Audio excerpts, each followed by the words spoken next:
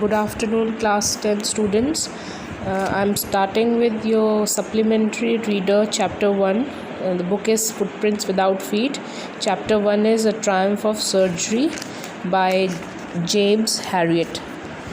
Now, in this story, Tricky, a small dog, is pampered by his rich mistress. She overfeeds him and he falls seriously ill. Does the veterinary surgeon perform an operation? Does the dog recover? So we'll just read and find out. Why is Mrs. Pumphrey worried about Tricky? What does she do to help him? Is she wise in this? Who is the I in this story? Now, I was really worried about Tricky this time. I had pulled up my car when I saw him in the street with his mistress, and I was shocked at his appearance. So now I is the writer of this story, A Triumph of Surgery. I is that person, James Harriet. So he was really worried when he saw Tricky. As I told you, he's a small dog. I had pulled up my car when I saw him in the street with his mistress, and I was shocked at his appearance. He had become hugely fat, like a bloated sausage with a leg at each corner. His eyes, bloodshot and rheumy, with watery eyes, he was having watery eyes, stared straight ahead, and his tongue lolled from his jaws. Mrs. Pumphrey hastened to explain. He was so listless, Mr. Harriet. He seemed to have no energy. So Mrs. Pumphrey hastened to explain. He was so listless, Mr. Harriet. He seemed to have no energy. I thought he must be suffering from malnutrition. So I have been giving him some little extras between meals to build him up. Some malt and cod liver oil and a bowl of Horlicks at night to make him sleep. Nothing much really. So she was giving him so much food. And did you cut down on the sweet things as I told you? Oh, I did for a bit, but he seemed to be so weak, I had to relent. He does love cream, cakes and chocolates so. I can't bear to refuse him. I looked down again at the little dog. That was the trouble. Tricky's only fault was greed. He had never been known to refuse food. He would tackle a meal at any hour of the day or night, and I wondered about all the things Mrs. Pumphrey hadn't mentioned. Are you giving him plenty of exercise?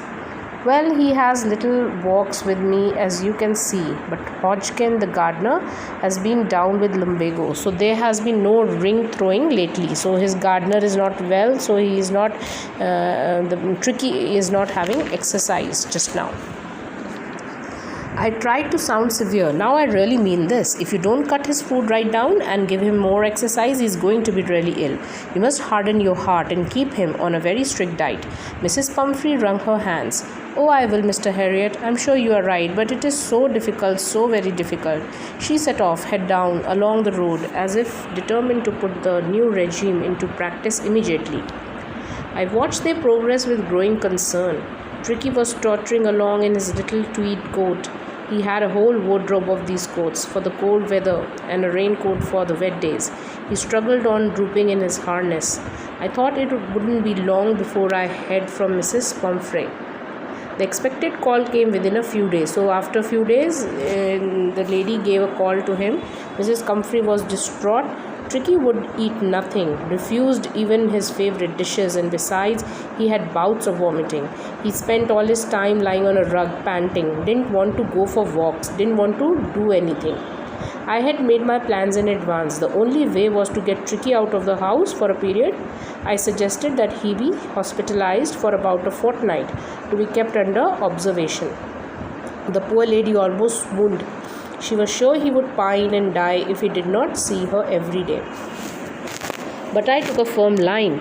Tricky was very ill, and this was the only way to save him. In fact, I thought it best to take him without delay, and followed by Mrs. Pumphrey's wailings, I marched out to the car carrying the little dog wrapped in a blanket.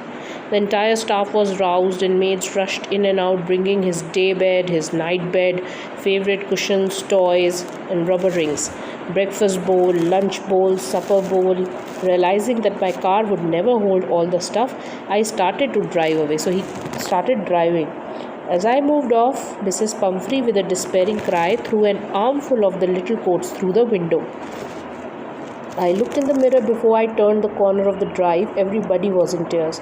Out on the road, I glanced down at the pathetic little animal gasping on the seat by my side. I patted the head, and Tricky made a brave effort to wag his tail.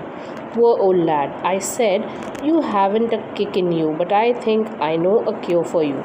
So this is the first part in which the lady is overfeeding her dog, and in spite of the instructions given by the doctor that he should have less food and more exercise, so she was not listening. So he already knew that this is going to happen.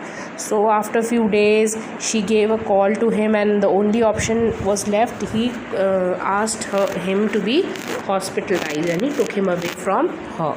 So this is the first paragraph. Just go through it. Thank you.